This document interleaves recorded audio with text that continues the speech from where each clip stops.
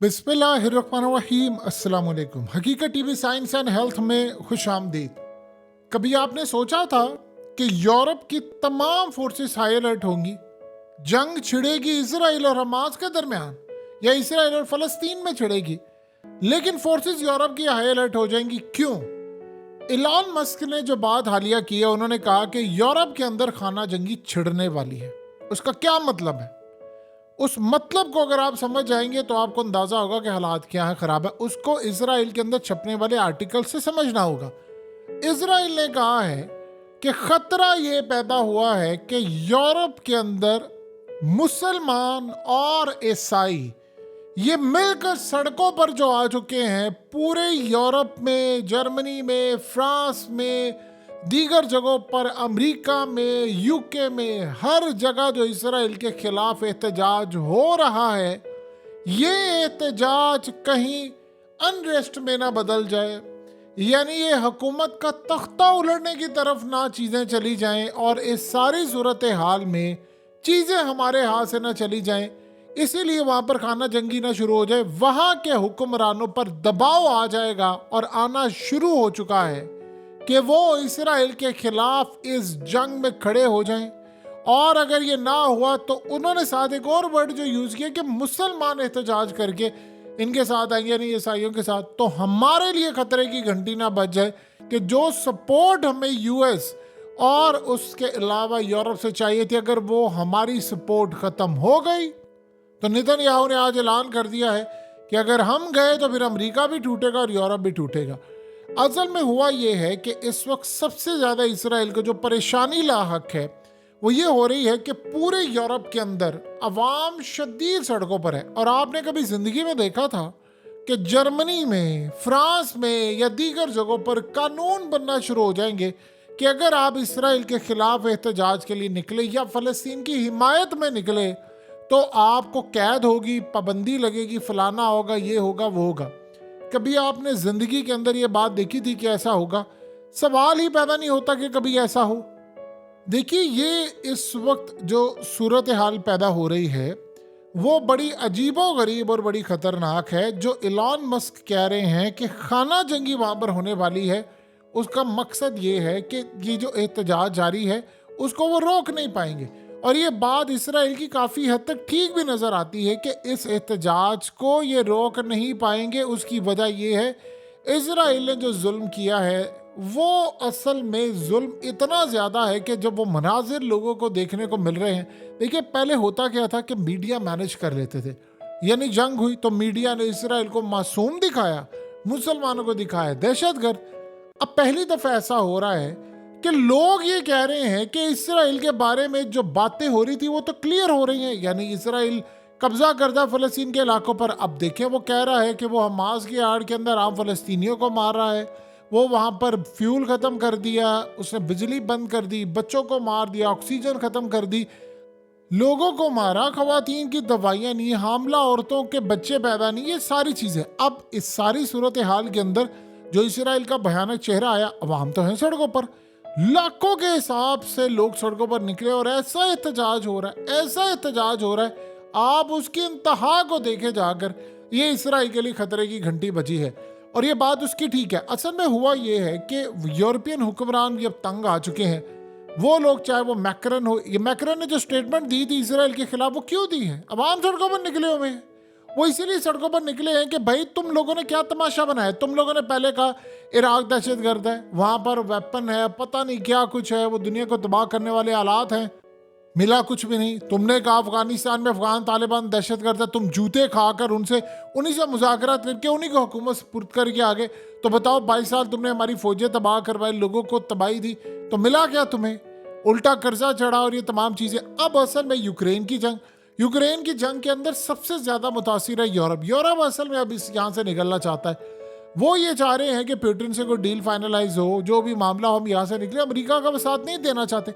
इसीलिए आप ये देखिए कि बार बार तमाम हुक्मरान, तमाम लोग ये कह रहे हैं कि इसराइल बाज आ जाए, क्योंकि अवाम सड़कों पर आ चुके हैं। और उनको सबसे बड़ा प्रॉब्लम ये है कि जब ये लोग सड़कों पर आ चुके हैं, इतनी बड़ी तादाद के अंदर लोग सड़कों पर हैं और लोग जाने का नाम नहीं ले रहे, तो ये ना हो कि वहाँ से गजा को इजराइल मलिया मेट करे, उधर मुसलमानों की जंग छिड़ जाए, उधर ये ममालिक अगर जाए तो ये इस तरह यूरोप के अंदर हालात खराब हो जाएंगे।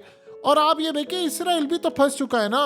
देखिए इसराइल अपनी फौजें लेकर अंदर घुसा हुआ है और गजा के अंदर तक चला गया, पार्लियामेंट पर कब्जा किया है, बिल्डिंग्स पर कब्जा किया है। उनके फौजी लड़ाई करें, फौजी उनके मारे जा रहे बुरी तरह। अगर गजा फतह करना इतना आसान होता तो आज तक ये कर ना लेते, बताइए। इन्होंने पूरा फलस्तीन कैप्चर कर लिया, क्या गजा नहीं कर पाए? नहीं कर पाए क्योंकि लड़ने वाले थे। इसराइल को इस बात की परेशानी नहीं होती कि दुनिया में बाइकआउट मुहिम चल रही है, मैकडोनल्ड की बंद कर दो, फलाना कर दो। उसको परेशानी ये होती है कि मेरे खिलाफ फोर्सेस ना आ जाएं, एयरफोर्स ना आए दुनिया की, मुसलमानों की खास तौर पर मिसाइल ना आए, चीजें ना आए, ये चीजें ना आए। अब यहां पर उसके लिए प्रॉब्लम यह है कि एहतजाज बहुत बड़ी तादाद के अंदर होना शुरू हो गया। और दूसरा देखिए, पहले वो नैरेटिव बनाते थे वो भी नहीं बन पा रहा, उनके खिलाफ अवाम सड़कों पर निकली हुई है। लोग इतना यूरोप के अंदर अपने हुक्मरानों को कह रहे, क्या तमाशा बनाया हुआ है तुम लोगों ने, बंद करो ये तमाशा, कब तक ये तमाशा तुम जारी रखोगे, और हमें बेवकूफ़ बनाया हुआ है तुम लोगों ने, ये कर लोगे वो कर लोगे, इसको बंद करो। और उसके बाद इसराइल की हिमायत करना बंद करो। हमारे टैक्स पेयर का पैसा पहले यूक्रेन में बर्बाद किया, फिर वहां पर गैस बंद हुई, रेट बढ़े, सर्दियां आ रही हैं, हमारे पास गैस नहीं है और तबाहकुन होने वाली है। यूरोप के हुक्मरान भी अलग होना चाह रहे हैं, उनको पता है अवाम का गुस्सा शदीद से शदीद तर होता जा रहा है। दुनिया रिसेशन में जा रही है, यूरोप पूरा रिसेशन में जा रहा है, करेंसीज गिर रही हैं, स्टॉक मार्केट क्रैश हो रही है। और उधर से आप देख रहे हैं कि इसराइल का नया पखंड शुरू हो चुका है। अब यहाँ एक और भी सबसे बड़ी जो इसराइल के लिए प्रॉब्लम बनी हुई है वो ये है कि गजा में अंदर आकर वो फंस गया है। देखिए यहाँ से अगर वो बाहर निकलता है तो उसकी ताकत और वो तमाम चीज़ें जाती है, और ये भी हो सकता है कल को इसराइल के इलाके भी हाथ से जाए। इसराइल अब अंदर तक चला गया, उसको ये है कि अगर यहाँ पर फौजों को जिंदा वापस लेकर आना, ये भी बड़ी बात होगी, वरना इतनी बड़ी तादाद में मारे जाएंगे, वापस आ जाएंगे, लोग कहेंगे तो फिर लड़ाई क्यों की थी।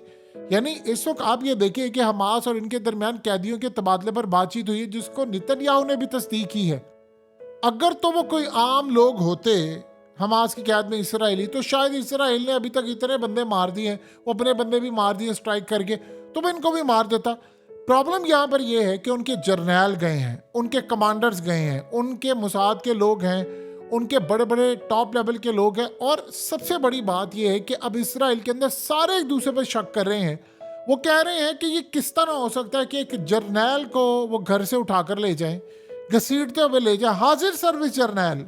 यानी एक तो होता है कि आपके रिटायर्ड अगर हाजिर सर्विस जर्नैलों को उठाकर ले जाएं और उनके घर से बाहर से सिक्योरिटी गायब हो जाए, तो इसका मतलब है कि अंदर से कोई ना कोई, या तो कोई इनके साथ मिला हुआ है या किसी ने जानबूझकर इनको मुखबरी किया। और हम आज के लोगों को कैसे पता था कि फलानी जगह पर कमांडर का घर है, फलानी जगह पर जर्नैल है, वहाँ पर इस वक्त सिक्योरिटी नहीं है। अब दो तीन चीज़ें इसमें सामने आ रही हैं कि एक तो इंटेलिजेंस इदारों को मुकम्मल तौर पर पता था कि हमला होने वाला है, उन्होंने हमला होने दिया ताकि नेतन्याहू के ऊपर ब्लेम आए और उसकी हुकूमत जाए।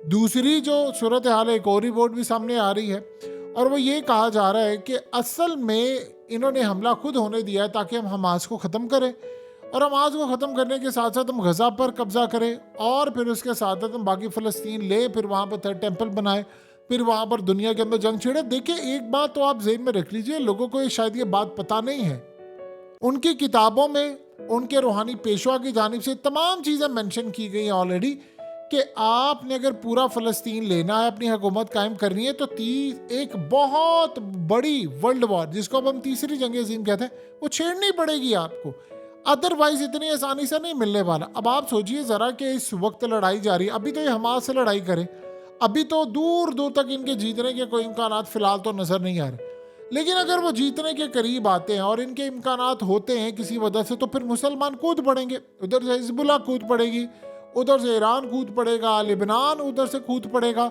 मुस्लिम फोर्सेस, और सबसे बढ़कर दुनिया भर के अंदर मुसलमान। और जो एहतजाज यूरोप में होगा और जो अमेरिका में एहतजाज होगा, वो अमेरिका के अंदर एक बड़ी अजीब सूरत हाल है। वो कह रहे हैं जी वहाँ पर होमलेस पीपल बहुत ज़्यादा, सड़कों पर रहने वाले लोग हैं, उन पर पैसा खर्च करें, इसराइल को एड क्यों दे रहे हैं, और वो भी जुल्म कर रहे हैं। लोग कह रहे हैं हमारे टैक्स का पैसा इसराइल के ऊपर खर्च किया जा रहा है और वो मुसलमानों को मार रहा है। वहाँ पर इस बात पर लोग सड़कों पर निकले हुए हैं, यूरोप के अंदर वो निकले हुए सड़कों पर कि आप लोगों ने वहाँ पर चीज़ें महंगी की। वो कह रहे हैं कि जो एड आप देते हैं इसराइल को, या जो आप उनकी फेवर करते हैं, या जो आपने यूक्रेन की जंग के अंदर बर्बादी की, वो कह रहे हैं जाकर पुतिन से सुलह करें, और सुलह करके जो पाबंदियाँ लगी हुई हैं, जो तेल की कीमतें आसमान पर पहुंची हुई है, इसको डाउन करें।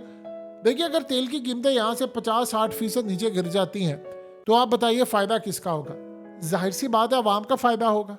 और अवाम का जब फ़ायदा होगा तो तारीख में हमेशा याद रखा जाएगा कि अवाम इसे जो फ़ायदा उठाने जा रही है, यानी उसका कोई नेमा बदल नहीं होगा। तो यूरोप के अंदर तो इस तरह की सूरत हाल पैदा हो रही है, इसीलिए वहाँ पर एहतजाज हो रहा है। और इसराइल को परेशानी ये लगी है कि ये एहतजाज, देखिए तादाद ये है कि पहली दफ़ा वो कह रहे हैं जी ईसाई और मुसलमान इकट्ठे हो गए हैं। यानी आपको इस दफ़ा कन्विंस ही नहीं करना पड़ा किसी ईसाई को या गैर मुस्लिम को कि तुम एहतजाज में आओ। इवन के इसराइल की जो हम मज़हब लोग हैं वो भी एहतजाज में शामिल है और वो कह रहे हैं कि इसराइल खुद जुल्म कर रहा है। तो आप बताएं कि सारी सूरत हाल के अंदर इनके लिए ये दुनिया को जितना मज़ा, इन्होंने दुनिया को बताया कि जी यहाँ बड़ा मज़ेदार मामला था, हमें तो मज़ा आया, हमने फ़लस्तीन को फतह किया, फलाना किया, वो ख़त्म हो रहा है। ये दुनिया को आपने जितना पागल बनाना था, टोपियां पहनानी थी कि देखे ना हम पर पूरी दुनिया में जुल्म हो रहा है तो हम यहाँ पर आए, हमें हमास मारा, दुनिया ने देख लिया है। वो कह रहे हैं कि आपने किसी की ज़मीन पर कब्जा किया। इनको दुनिया ने अब लैंड ग्रैबर कहना शुरू कर दिया। ज़मीन चोर हैं ये लोग, कब्जा ग्रुप है, माफियाज के लोग हैं, आते हैं चीज़ों पर कब्जा कर लेते हैं। तो इसराइल की सपोर्ट में जो प्रोग्राम होते थे वो नहीं हो रहे। आप बताइए, टीवी मैनेज कर पा रहा है? सोशल मीडिया तो आउट ऑफ कंट्रोल है, वो तो ये मैनेज नहीं कर पा रहे, लेकिन क्या टीवी मैनेज कर पा रहा है? टीवी के ऊपर ये दुनिया को बता रहे हैं कि जी फलान, लोग कहते हैं किसको पागल बना रहे हो तुम। अब आप ये देखें कि इसराइल के अपने अंदर एहतजाज इतना ज़्यादा हो रहा है कि कैदी तुम छुड़वा नहीं पाए। अब हमास इनको डील की ऑफर की थी ना, उन्होंने कहा कि काम करो कि तुम्हारे हम 100 खवातीन और बच्चे छोड़ देते और हम लोग भी छोड़ देते, तो तुम एक काम करो कि तुम हमारे छोड़ दो और 5 दिन की जंगबंदी कर दो, और ये फेयर डील है। लेकिन इसराइल को ये लगता है कि अगर हमने यहाँ पर एक काम शुरू कर दिया तो इसका मतलब है कि हम शिकस्त खा जाएंगे। देखिए, लड़ाई तो अमेरिका भी समझ कर आया था कि मैं 1 हफ्ते में अफगानिस्तान क्लियर कर लूंगा, 2 हफ्तों में कर लूंगा।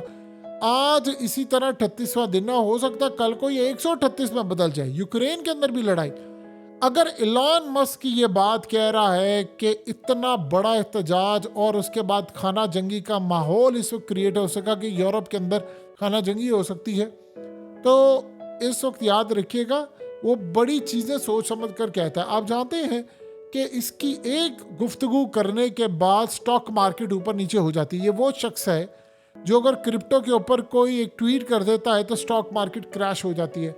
अगर वो ट्वीट ऊपर नीचे कर देता है तो स्टॉक मार्केट का बेड़ा गर्क हो जाता है, बेहतर हो जाती है, नीचे आ जाती है, ऊपर आ जाती है। इतनी उसकी पावर है, तो वो इतना क्या गैर जिम्मेदाराना बयान देगा और कहेगा दुनिया को कि जी ये सूरत हाल है, देखो ना कि यूरोप के अंदर इस वक्त तबाही की सूरत हाल है, मामला काफ़ी हद तक ख़राब है। वो ये बात बड़ी अच्छी तरह समझता है कि ये जो तबाही होने जा रही है इसमें अमेरिका का बहुत बड़ा हाथ है, यूरोप का हाथ है, और इसराइल इस वक्त पैनिक के अंदर है। देखिए, इसराइल का अंदाज़ा तो बिल्कुल ठीक है कि हालात उनके कंट्रोल से बिल्कुल बाहर हो रहे हैं, लेकिन इसराइल यहाँ पर आकर फंसा है। ना वो आगे जा सकता है, ना वो दरमियान में जा सकता है, ना पीछे जा सकता है। देखिए, एक हद है कि जंग ना हो, तीसरी जंग अजीम ना हो कि इसराइल पीछे हट जाए। वो पीछे हटने को तैयार नहीं। इवन के अगर इसराइल इस दफ़ा पीछे हट जाता है तो याद रखिएगा सारी ज़िंदगी जो उसने लोगों को ब्लैकमेल किया, हुकूमतों को किया, दुनिया को किया, मुस्लिम ममालिक को किया और वर्ल्ड पूरे को किया, यूरोप को, अमेरिका को, वो नहीं कर पाएगा। जब आप सोचिए आप अपनी डिवाइसेस जाकर या अपनी टेक्नोलॉजी दुनिया को बेचेंगे कि आपको कोई हमला होगा तो आपको पता चल जाएगा, तो दुनिया इनसे पूछेगी 7 अक्टूबर को क्या हुआ था, तुमने तब नहीं रोका था। फिर बात पता चलेगी कि खुद जानबूझकर नहीं रोका था, तो जो अपनों के सगे नहीं हो सकते वो दूसरों के सगे कैसे हो सकते। तो कुल मिलाकर अगर सूरत हाल का अंदाज़ा लगाया जाए तो इसराइल इस वक्त बैकफुट पर जा रहा है, और इतना ज़्यादा बैकफुट पर चला गया है कि इसराइल के साथ साथ बाकी ममालिक भी इसकी लपेट में आ रहे हैं। सो अगले कुछ अरसे के अंदर आपको अगर सूरत हाल इसी तर्ज की नज़र आए, इसी लेवल की नज़र आए, चीज़ें इसी तर्ज पर नज़र आए, तो बस फिर समझ लीजिएगा कि इसराइल के लिए अब नामुमकिन हो चुका है। अगर यहाँ पर उन्होंने मज़ीद गज़ा के लोगों को मारने की कोशिश की या आगे ले जाने की कोशिश की, तो ये तो ना ख़त्म होने वाली जंग है। और याद रखिएगा इसका असर मुस्लिम ममालिक पर सबसे ज़्यादा पड़ेगा, क्योंकि अभी तक तो ये देखिए कि लोग ये देख रहे हैं कि चले हमास लड़ाई करी और मारी। जब उनको ये अंदाज़ा हो गया कि वो ख़त्म हो गए हैं, जो कि आसान नहीं है, और मुसलमानों के हाथ से फ़लस्तीन निकल गया है, या उनके हाथ से मस्जिद अक्सा निकल गई है, या वो वहाँ पर कब्ज़ा करना चाह रहे हैं, तो बताइए फिर क्या होगा। तो हालात इस वक्त अंदाज़ा कर ले ख़राब कितने हैं, ये आप सब भी जान चुके हैं। हकीकत टीवी साइंस एंड हेल्थ की इस वीडियो के नीचे कमेंट ज़रूर कीजिए, अपनी राय का इजहार ज़रूर करें, और इस वीडियो को हर जगह शेयर करते हुए चैनल को सब्सक्राइब ज़रूर करें।